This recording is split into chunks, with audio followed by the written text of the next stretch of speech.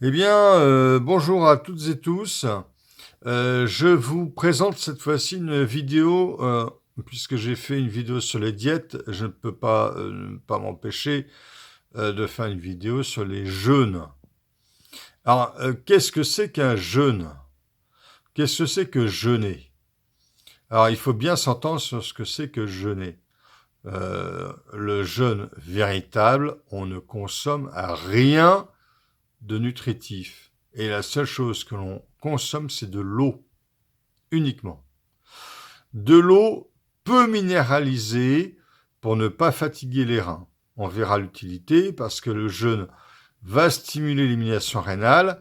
Si on va consommer de l'eau trop fortement minéralisée, on va perturber le travail rénal, ce qui est un peu dommage. C'est pas le but du jeûne. Donc on va consommer une eau peu minéralisée, type Montroucous, Montcalm, Volcania, une eau de montagne d'Auvergne, une eau siliceuse non calcaire, Volvic par exemple, ça peut aussi convenir, hein, bien sûr. Mais une eau peu minéralisée. Pourquoi pas une eau filtrée par osmose inverse et redynamisée derrière avec un filtre par charbon activé. Mais toujours une eau peu minéralisée. Alors ensuite, euh, le jeûne ne consiste pas à consommer des jus de fruits, des jus de légumes. On ne consomme pas de jus pendant un jeûne. À la rigueur, une tisane non sucrée, si on veut activer le travail du jeûne avec une plante spécifique, mais la tisane sera non sucrée, impérativement. Donc le jeûne vrai, pas d'aliments hormis l'eau. Alors, comment on rentre dans un jeûne? Il y a plusieurs écoles. Vous avez des pratiquants qui vont pratiquer par palier. Ils vont rentrer dans le jeûne par palier. C'est-à-dire que le premier jour, ils vont supprimer tout ce qui est protéines. Le deuxième jour, ils vont supprimer les céréales. Le troisième jour, ils vont en rester à des purées de légumes et de pommes de terre. Puis peut-être un petit peu de jus de légumes. Et puis finalement, ils vont tout supprimer. Donc ils vont rentrer dans le jeûne par palier en plusieurs jours. D'autres vont rentrer dans le jeûne du jour au lendemain. Alors, si on rentre dans le jeûne du jour au lendemain, il faut avant, donc la veille au soir, après le dernier repas, boire un peu de limonade purgative ou un autre purgatif pour purger les intestins de manière à faciliter l'entrée dans le jeûne. Sinon, on risque d'avoir des stagnations de sel dans les intestins et éventuellement des occlusions intestinales, ce qui est quand même pas le but non plus. Surtout si on fait un jeûne long, ça c'est le gros risque. Si on fait un jeûne court d'une journée, il n'y a pas de risque. On n'a pas besoin de préparer le jeûne. Mais si on fait un jeûne long, il faut préparer ce jeûne. Alors, une fois qu'on est rentré dans le jeûne, alors évidemment, il faut prévoir la sortie du jeûne. Donc avant de rentrer dans le jeûne, il faut prévoir les aliments pour la sortie du jeûne. Parce que c'est pas au bout de 7 ou 8 jours de jeûne, quand on a une grosse fatigue physique par manque d'énergie, qu'on pourra faire ces 3, 4, 5 kilos de course. Hein. Donc prévoyez aussi, pendant toute la durée du jeûne, à peu près 2 à 3 litres d'eau par jour, pour compter large. Donc il faut prévoir les packs d'eau de source en conséquence, avant d'entrer dans le jeûne.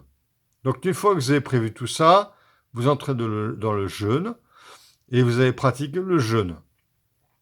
Vous pouvez pratiquer un jeûne de 2-3 jours. Il faut savoir que le jeûne, au bout de 3 jours, produit ce qu'on appelle l'autolyse des tissus malades au profit des tissus sains.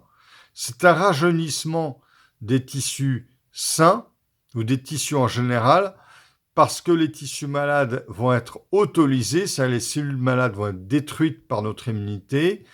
Les matériaux sains des tissus malades vont être récupérés au profit des tissus sains et les toxines vont être éliminées. C'est là que ça effectue un travail de rajeunissement. J'ai fait un jeûne de 7-8 jours il y a fort longtemps. Je peux vous dire que ce jeûne, c'est effectivement intéressant comme outil de rajeunissement. C'est intéressant comme outil de clarté intellectuelle. Évidemment, il ne faut pas jeûner trop longtemps non plus, hein, parce qu'après on peut divaguer. Si on jeûne 30 jours, 40 jours, c'est largement très excessif, même 21 jours, c'est beaucoup. Euh, mais on a un rajeunissement effectivement qui se produit, une clarté intellectuelle qui se produit aussi parce qu'on va éliminer les toxines. Alors ensuite, il faut savoir qu'un jeûne long, même si vous avez jeûné randonnée, mais jeûne randonnée, vous ne pouvez pas faire une randonnée longue et dure, hein, parce que vous risquez une crise d'hypoglycémie, hein, c'est quand même un peu risqué. Donc moi, je conseille de jeûner en ayant une bonne bibliothèque, en lisant beaucoup, en restant allongé une bonne partie du temps, en faisant peut-être un peu d'exercice doux chez soi, de la gymnastique douce, mais pas plus, pas d'efforts trop violents. C'est pas indiqué parce que là, on peut risquer une crise d'hypoglycémie, ou pas un effort trop long d'endurance, parce que là encore, on peut aussi risquer une hypoglycémie. Euh, alors, l'eau de source va être consommée à tout moment. Il faut savoir que le plus difficile, c'est le cap du quatrième jour. On peut avoir des petites crampes d'estomac, des petites douleurs, des sensations de faim assez intenses qu'on va calmer en buvant de l'eau. Donc, c'est pour ça que je conseille d'avoir quand même, allez, 3 litres d'eau par jour. Prévoyez 3 litres d'eau par jour, parce qu'il y a des jours où vous allez pas mal boire quand même, hein. Et puis, le fait de boire, euh, comme on active les émonctoires, donc les reins, on va activer les éliminations par les reins aussi, de toxines. Donc, le fait de boire de l'eau, ça peut être utile dans ce cas de figure.